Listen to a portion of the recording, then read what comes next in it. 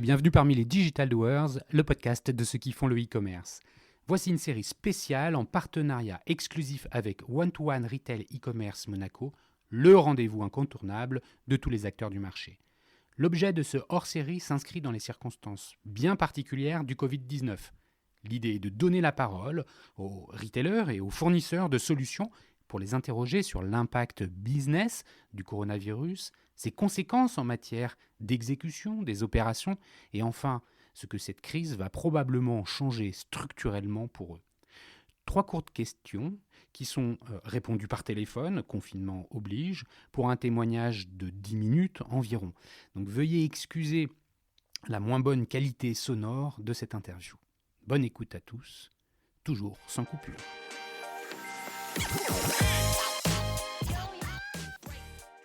Bonjour, aujourd'hui nous recevons Édouard Marguin, directeur des opérations de Lavinia France, le célèbre caviste parisien. Merci beaucoup Édouard de venir sur les Digital Doers pour ce hors-série sur les conséquences du Covid-19 dans le retail et le e-commerce. Alors tout de suite je te pose la première question, quel est l'impact, quelles sont les conséquences de ce Covid-19 et du confinement sur le business de Lavinia ? Bonjour Cyril, évidemment c'est une situation qui est assez inédite pour nous comme pour nous tous. Chez Lavinia, l'impact il a été immédiat, ne serait-ce que par la fermeture de nos caves. Donc en termes d'impact business sur nos activités de restauration, d'événementiel et de vente en cave, on passe à zéro du jour au lendemain. À l'inverse, l'e-commerce a pris un peu le pas, bien évidemment pas dans les proportions de ce qu'on peut réaliser en chiffre d'affaires retail ou événementiel, mais l'impact il est non négligeable. On est sur un trend à plus 20% en chiffre d'affaires year-on-year. On enregistre presque 30% de conversion supplémentaire malgré un trafic qui est plutôt en baisse, parce qu'on a nous-mêmes limité les investissements marketing. J'imagine que dans une période où on sait que la top line ne va pas être au rendez-vous, il y a des gros efforts qui doivent être faits, et c'est ce qu'on a fait bien sûr sur tous les investissements. Donc en fait, on comprend que les canaux d'acquisition ont été complètement réduits et qu'en revanche, le taux de conversion du site, lui, augmente mécaniquement, moins de visiteurs sur le site, mais plus d'achats. Est-ce que, en termes de comportement d'achat, tu observes des différences ou des différences de comportement ? Est-ce qu'on achète d'autres types de produits en période de confinement ou alors c'est à peu près le même assortiment que d'habitude ? Alors, il y a 2 points là-dedans. Sur la partie conversion, je dirais qu'il y a un effet mécanique assez naturel, au sens où à partir du moment où vous coupez les investissements marketing sur des leviers de début de chaîne de valeur, de facto la conversion augmente. Il est certain que la conversion elle est plus importante sur l'organique, sur le brand name ou sur le CRM. Il n'empêche qu'on voit effectivement des comportements évoluer. Alors assez bizarrement finalement chez nous, on a vu le panier moyen augmenter de façon assez importante. C'est-à-dire finalement nos clients se restreindre d'eux-mêmes sur le nombre de livraisons. Ok, donc quelqu'un qui pouvait faire... regrouper ses achats. On a des commandes qui sont plus élevées, on tourne à presque 350 € de panier moyen. Waouh. En comparaison, il y a toujours eu un panier moyen important par rapport aux acteurs du secteur, habituellement autour de 300 €, et là on est plutôt autour de 350, malgré un seuil de Franco qui est à 200 €. Donc on voit bien que là c'est pas l'effet seuil de Franco, on est bien au-delà. Donc les clients effectivement commandent moins et en quantité plus importante. Moins souvent et en quantité plus importante. Et qu'est-ce que tu observes comme assortiment de produits ? C'est à peu près pareil, c'est toujours les mêmes... ou alors il y a des tendances qui évoluent en termes de produits ? Alors on remarque qu'effectivement en termes de vente, on a 2 types de produits qui se distinguent. à la fois les entrées de gamme chez nous, donc les bouteilles entre 15 et 25 euros. Donc là, on est vraiment sur de la consommation a priori de clients qui sont confinés chez eux et qui ont envie de se faire quelques jolies bouteilles, de reconstituer un petit peu les stocks de la cave. Ça tombe bien, le confinement, c'est exactement le moment où on a le temps de s'occuper de sa cave, de faire un peu l'inventaire, de regarder ce qui reste ou pas. Donc on a un peu ce premier comportement. Et assez bizarrement, on vend aussi beaucoup de très belles bouteilles. Est-ce qu'il y a un effet qui viendrait du fait que c'est plus difficile de se procurer ce type de bouteille en ce moment? Est-ce que c'est l'occasion de dire finalement on va retrouver des moments un peu festifs au milieu de ce moment un peu morose, et donc s'ouvrir une des bouteilles vendredi soir, que ce soit en couple ou en famille? Je sais pas, toujours est-il qu'en tout cas on voit pas mal de grosses bouteilles. D'accord, intéressant. Alors, tu parles du maintien des ventes, et même de l'augmentation des ventes e-commerce, ce qui est heureux pour vous, puisque même sans compenser la perte du business dans le retail, c'est toujours bien d'avoir un relais de croissance, même plus faible. Comment, en termes d'exécution des opérations, comment tu t'es organisé? Comment les équipes tournent? Parce que qui dit e-commerce dit forcément ressources pour pouvoir préparer les commandes. Comment ça s'organise? Bon, bien sûr, les décisions, elles ont été nombreuses à prendre dans les premiers jours, comme l'ensemble des acteurs retail.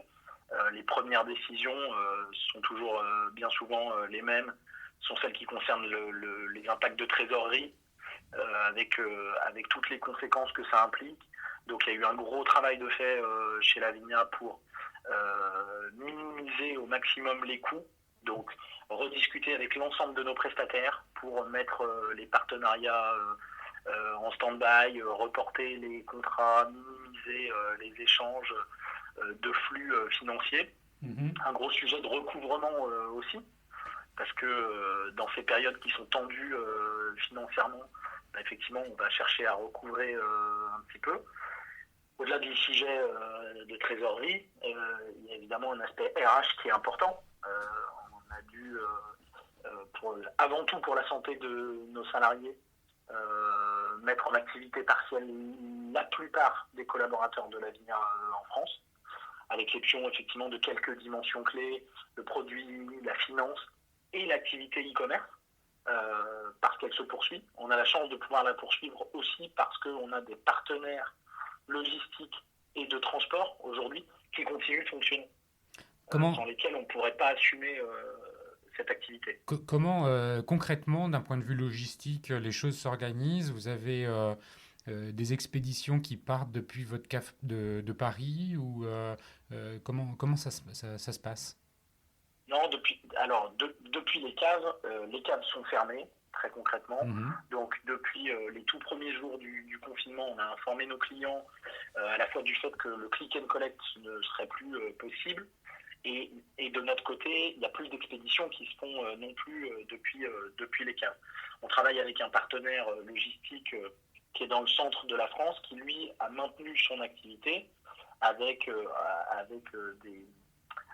des standards sanitaires qui sont évidemment, en termes d'exigence, qui sont beaucoup plus élevés, mais qui peut maintenir son activité. Donc on fonctionne uniquement sur les stocks de l'entrepôt central aujourd'hui pour livrer nos clients. Et d'ailleurs, à terme, ça pourrait devenir un problème, parce qu'en termes de réapprovisionnement, on a évidemment beaucoup moins de réapprovisionnement. Donc on fonctionne vraiment aujourd'hui sur notre stock.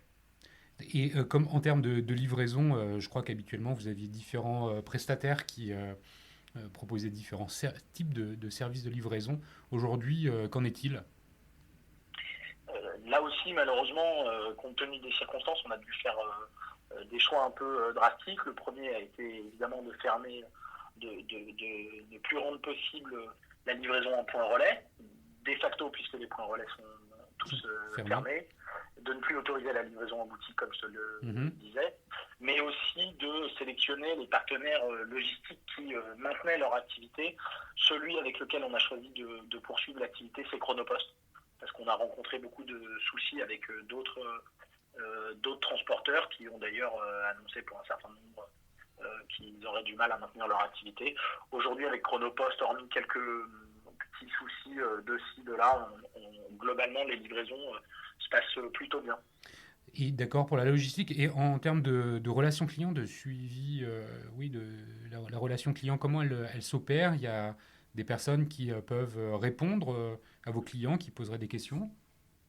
Oui, d'abord on communique avec nos clients, que ce soit au travers des réseaux sociaux, que ce soit au travers des différents emails qu'on leur envoie.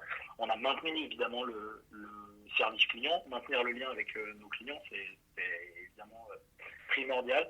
Et on a des clients qui sont dans la même situation que nous tous, hein. On est des professionnels, mais on est autant d'individus. En réalité, on a beaucoup de compréhension de la part de nos clients.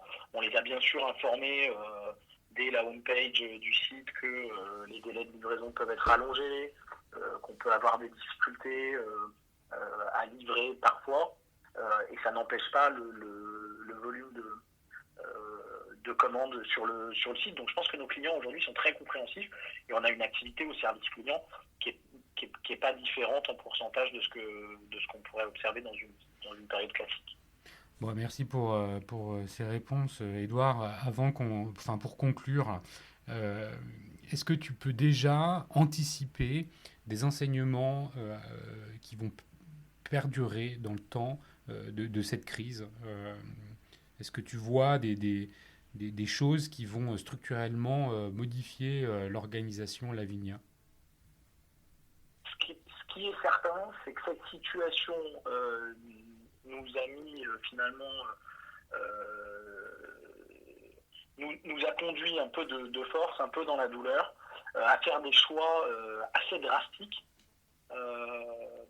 Et finalement, un certain nombre de ces choix sont avérés des choix intéressants ou porteurs d'informations pour la suite.